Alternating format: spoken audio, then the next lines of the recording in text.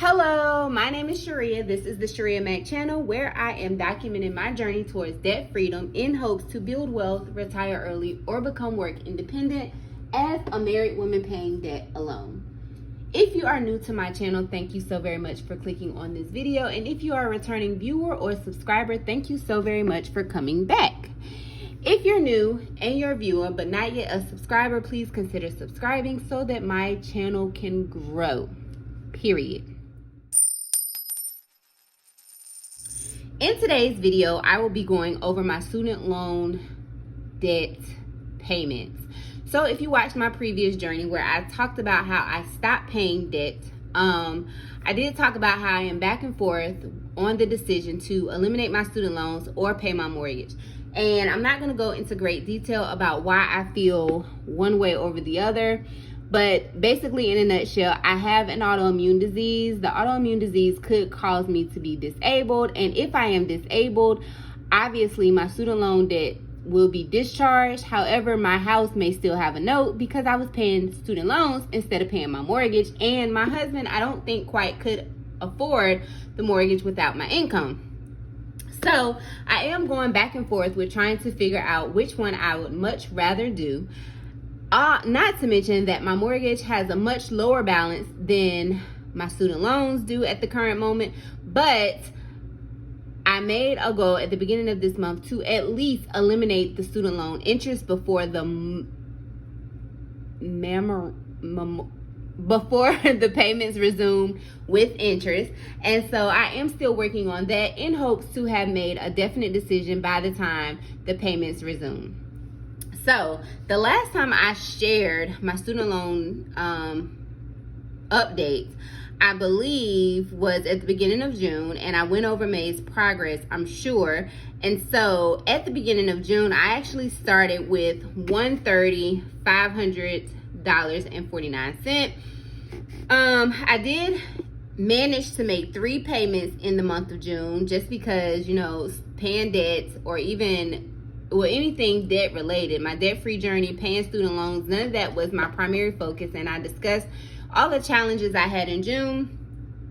But I was able to pay $500.61 with one payment on June the 4th for $28.28, one payment on June 17th for $100 even, and then a payment on June 25th for $379.33, which brought a total of $561. All of this math that you see here was basically May's progress, and this is not updated for the month of June. Fast forward to July, up to the point that I'm recording this video, and I am sitting at $279,033. I have since eliminated the interest on loan 2. And I have interest remaining on 2 separate loans. However, these 2 separate loans are one combined loan, but so basically they're not separate loans. They're one combined loan, but I guess when I consolidated these loans, these were 2 separate loans. But with Fed loan, they are combined. So although you see that $97.62, you would think I would be able to just pay that off and eliminate it. But if I pay $97.62, like $2 goes to this and the majority of the payment goes to this. So basically I will be paying the $3,728.84 combined to eventually eliminate the $97.62. So I don't have the calculations from my previous month payoff because I have not quite finished making payments in the month of July, although I have gotten all the paychecks I am going to earn for the month of July. And depending on how I do in my private practice or my personal business, I may decide to pay myself. And if I do, that will be split between 3 different pots. One will be my student loans, one will be my savings, and one will be my house renovations, because I did share in my previous video that I am working on investing more into my home. I do enjoy, as much as I have enjoyed being outside, most of the time I am a homebody, and I believe that the space that I live in should accurately reflect the person that I am, and I do not feel like right now it does. So I am working on that. as frugally as possible, but I am not hesitating to spend money on things that I want to create the space that best represents me. So to sum everything up, when I start August, I will, depending on if I've made major progress, I will come back and do a July update in totality of what I was able to pay off. But I've kind of got back in the groove of paying my student loans, and I've kind of gotten back into my debt-free journey. The motivation is slowly coming back. I don't know if I just kind of needed a break because I was not motivated to pay debt or record on YouTube, but at the time I thought like I was completely done with being debt-free or my debt-free journey, and I was completely done with YouTube. But you know, I'm slowly gaining my motivation, and I felt like the break was good. Anyhow, thus far I am down to interest on 2 loans, but technically 1 loan. And thus far I have made a payment. I have paid $100 on July the 6th, $40 on July the 8th, $80.67 on July the 13th, $724 on July 20th, and $776 on July 22nd. My July payment plan was to make the minimum payment of $724.61. I didn't make the 61 cents. Make a weekly payment. So far, I think I have done that. Decrease loan 2 by $1,000. I have actually paid loan 2 off, and then color in 1 square, and we'll see if we can do that. So as for the percent of my student loan debt in totality that I have paid 8%, and that is calculated by taking the starting debt of $139,493,000.61 and dividing it by the current debt, which is actually $128,279,000.33, and then dividing that by the starting debt, which brought me to a total percent paid of 8%. So we will color in my charts, and if you are new here, I ordered these charts from Monet's Money. She has a YouTube channel as well as the Etsy store. So I am going to color in the 8% line.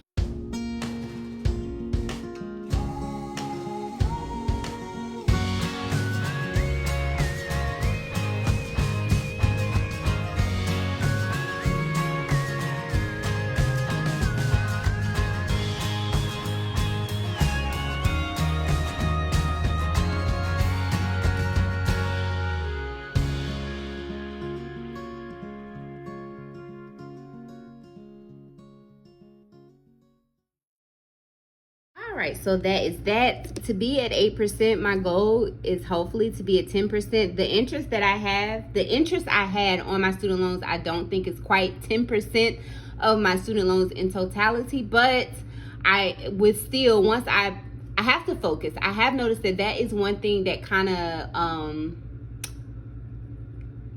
interferes with my motivation, is I become overwhelmed by my goals, and I become overwhelmed by my goals because I pile on goals. So although I would love to be at 10%, I just need to focus on eliminating the $3,728.84 by October 15th, which is when my student loan payments will resume. As for my other chart, to see if I am able to color in 1 square, let's see.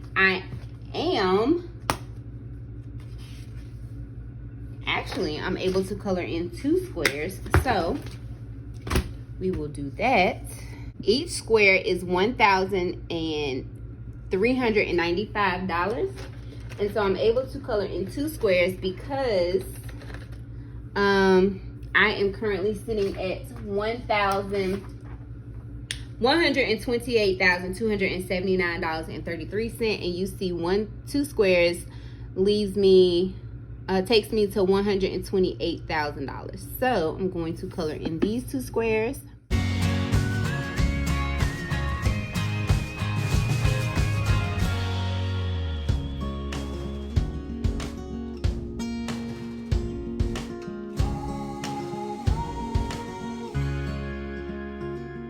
All right, so that means I have 2 squares remaining on this line, which is exciting.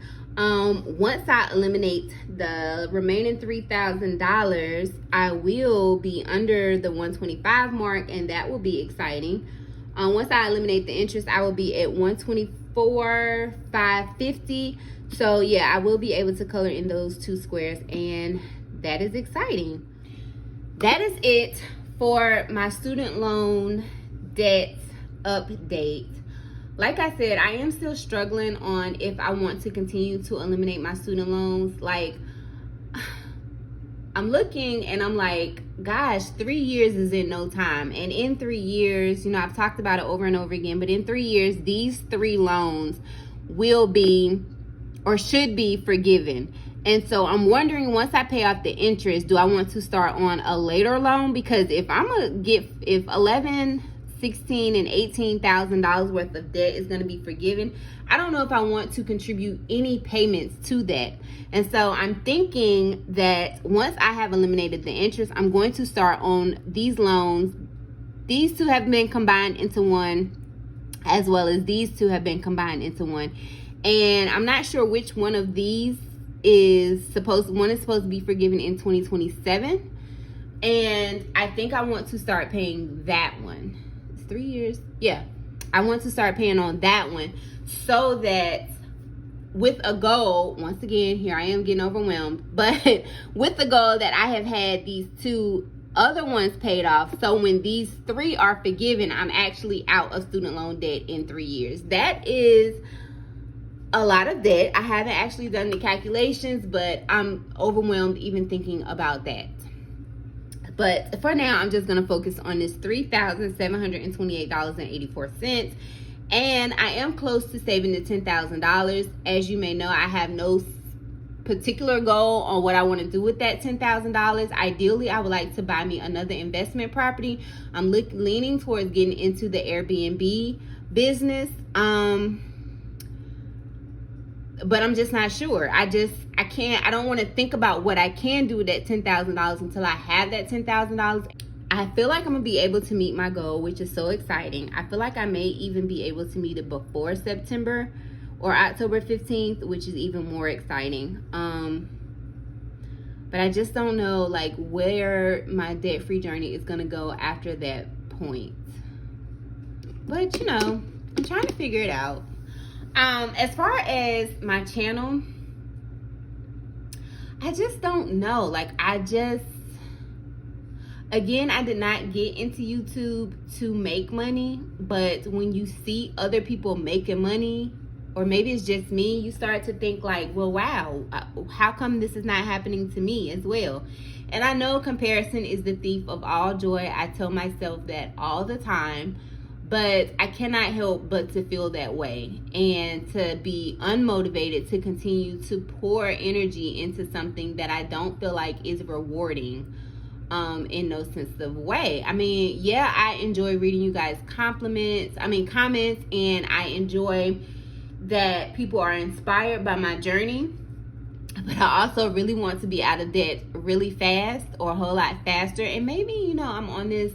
Maybe I'm sure it's happening exactly how it's supposed to happen. So maybe I need to learn to appreciate. Let me be clear. I do appreciate the subscribers that I have now. I mean, I pray for you guys when I'm praying, and, you know, I really do appreciate it. But do I? If I'm even questioning it? I don't know. So I have started to get up at 5 o'clock in the morning, just to have time for myself. It was very necessary when I started working a 9 to 5, especially in dealing with not being able to be here with my kids. That was a major struggle for me. It was a very difficult transition because my kids were still texting me to be able to do the things I used to be able to do when I was home with them. And it was just very frustrating because I started to feel like my kids felt like I was not here for them.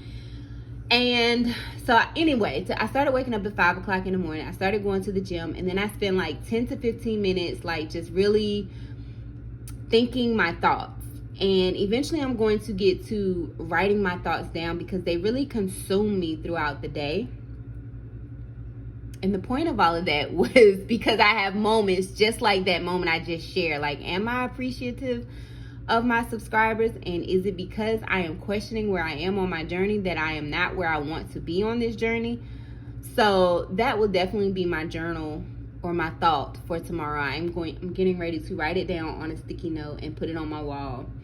So yeah, anyhow, enough of my ramble. This video is much longer than I ever expected it to be, but I am glad to be back with you guys. Like I said, I will probably be posting for right now only on Sundays. I know the YouTube algorithm says, hey, the more you post, the more we'll push your videos out, but you know, I'm just gonna have to keep praying that I'm just gonna get to 1,000 however I get to 1,000. I don't particularly have a question for you guys. I do. What do you guys think about my plan to, once I eliminate this interest, start working on these other 2 loans so that once these 3 loans are forgiven in 3 years, I will be out of this debt and hopefully be out of student loan debt altogether. Let me know what you think about that. No, I have not run the numbers, but that may be a video that is coming up soon, is trying to get out of debt in 3 years as opposed to 7 years or 10 years actually. So thank you so very much for watching. Do please remember, and I need to remember myself, that the debt-free journey is indeed a journey, not a destination. Okay, thanks. Okay, bye.